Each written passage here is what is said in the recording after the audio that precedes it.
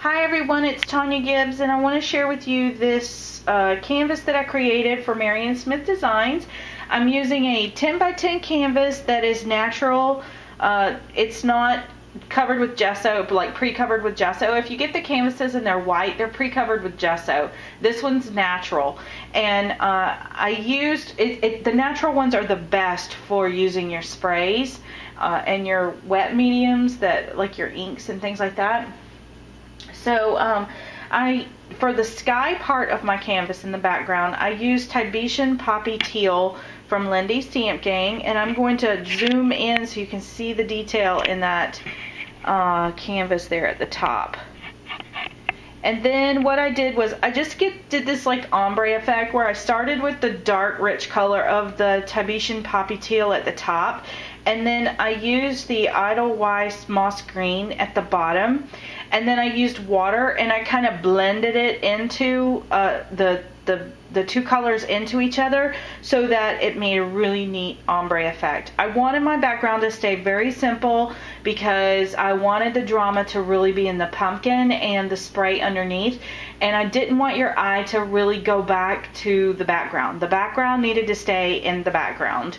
So I wanted it to have the feel of being like in a pumpkin patch at night. So that's why I did that. This was supposed to be a Halloween project, so I wanted it to stay kind of dark and ominous but not be frightening like Halloween can be. So then what I did was, after it all dried really well, I stamped it with some floral stamps that I have, just some old ones that have been in my stash for a while, and I used the coffee archival ink with those. And then I found this book pages, and it's really cool because they say the torn pieces. One of them says tons of straw and birdcage are the pieces that are ripped out, which kind of fit with the pumpkin kind of theme, a harvest kind of theme. And then I don't know, it's just kind of the words just kind of fit some with the theme. I don't want to read them all to you, but anyway, for the stars in the background, what I did was I took some clear glitter nail polish and just splattered it into spots, and that kind of gave a little bit of a sparkle, but it still kind of kept them in the background without being too overwhelming. And then for my pumpkin, I used the Nirvana line. I used the Up and Away B-side, has a bunch of postcards printed on it with kind of a lattice lace kind of thing. So I knew I wanted that lacy thing to be in the front because it kind of gives a little wrought iron look to my pumpkin. And I love how the gothic writing all over the pumpkin, all over the postcard, you know, the vintage writing just really kind of added a little depth and interest to my pumpkin. To color the pumpkin, I used the bronze metallic paint, distress paint from Tim Holtz, and I also mixed it with some of the spiced marmalade distressed stain, and I just kind of mixed them together on my palette and then took a baby wipe and smoothed them in all over. And I love how that kind of gave my pumpkin like this really shiny look.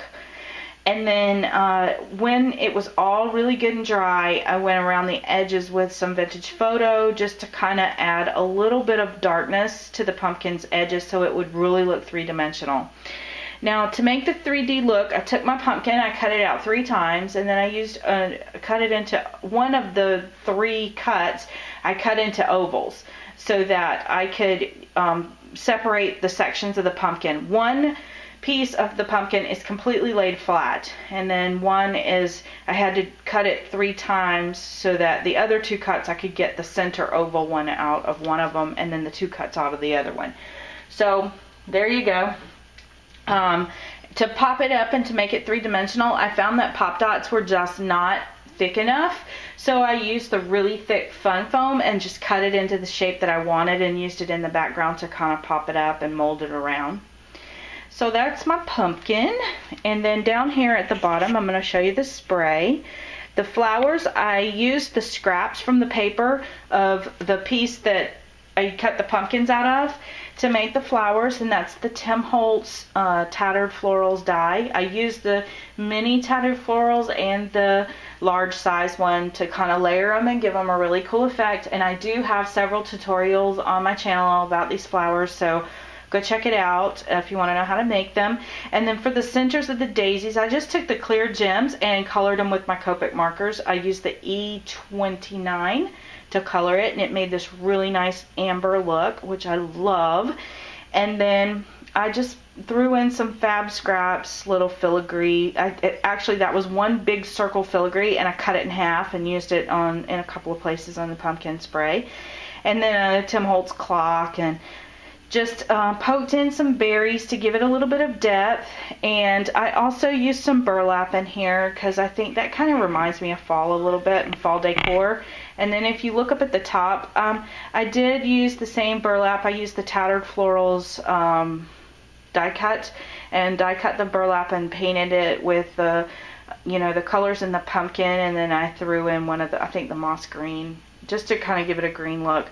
And then I took some twine that was a natural, you know, brownish colored, craft colored twine, and I painted it with the moss paint, or not paint, stain, the forest moss stain, to give it that nice rich green look. And I think I had to use a little bit of water too, because that moss green had a kind of a blackish tarnished look, so I just watered it down. And then of course just added some berries up there at the top, and there's my canvas. So if you guys want to see more detailed photos, go check out the blog. I'll put the link down below into the description. That's marionsmithdesigns.blogspot.com. And you know, the team is working really hard this month on doing some Halloween decor and treat bags and treat goodies and things like that. So you've got a whole month of awesome tutorials and awesome project shares. Every day the team posts something new on the blog, so go check it out. And again, I'll put the link down below. So thank you all so much for all your sweet comments and encouragement lately. I really appreciate it, and I hope you like my little project here.